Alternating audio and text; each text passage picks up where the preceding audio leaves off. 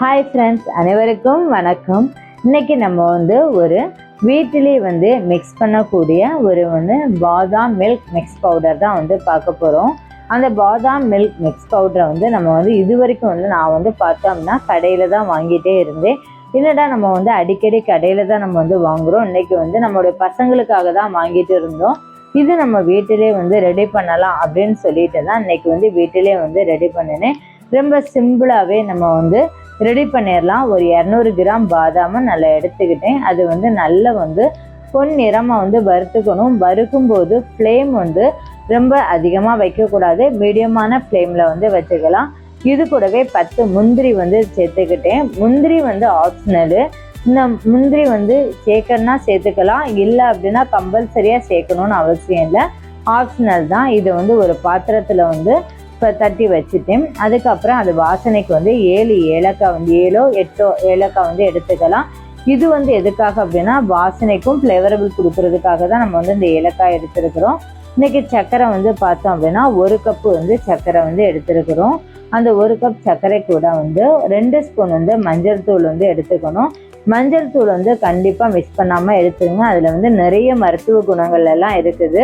அதனால் அதில் இருக்கக்கூடிய ஆன்டிபயோட்டிக் எல்லாமே நமக்கு மருத்துவ குணங்கள் எல்லாம் நமக்கு கிடைக்கணும். அதுக்காக மஞ்சள் கண்டிப்பாக அது கலருக்காகவும் நம்ம நேச்சுரல் கலராகவும் இருக்கும்.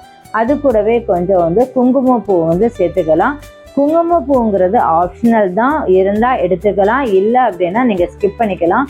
இது சேர்க்கும்போது கொஞ்சம் கலராகவும் இருக்கும், நமக்கு கொஞ்சம் ஃப்ளேவரபிள் வாசனை டேஸ்டாகவும் இருக்கும். அதுக்காக இந்த குங்குமப்பூ எடுத்துருக்குறோம். அதுக்கப்புறம் ஃபஸ்ட்டு நம்ம இது எல்லாமே நல்லா அரைச்சி எடுத்துக்கணும்.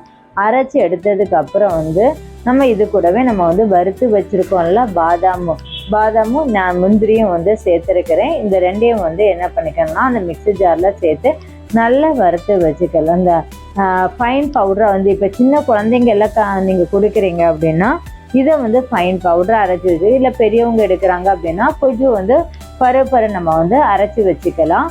ஏன்னா இப்போ நம்ம குடிக்கும்போது கொஞ்சம் அந்த டேஸ்ட் வைஸ் நம்ம நாக்கில் கடிப்படுறது மாதிரி இருந்து அப்படின்னா ரொம்பவே டேஸ்ட் வைஸ் நல்லாயிருக்கும்.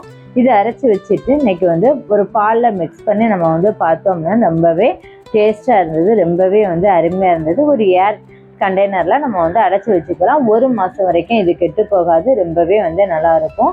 இந்த வீடியோ உங்களுக்கு பிடிச்சிருக்கோன்னு நினைக்கிறேன். பிடிச்சிருந்தா லைக் பண்ணுங்கள், ஷேர் பண்ணுங்கள், சப்ஸ்கிரைப் பண்ணுங்கள், பக்கத்தில் இருக்க பெல் ஐக்கானை கிளிக் பண்ணுங்கள். இன்னும் நல்ல ரெசிபியோட மீட் பண்ணலாம். பாய்.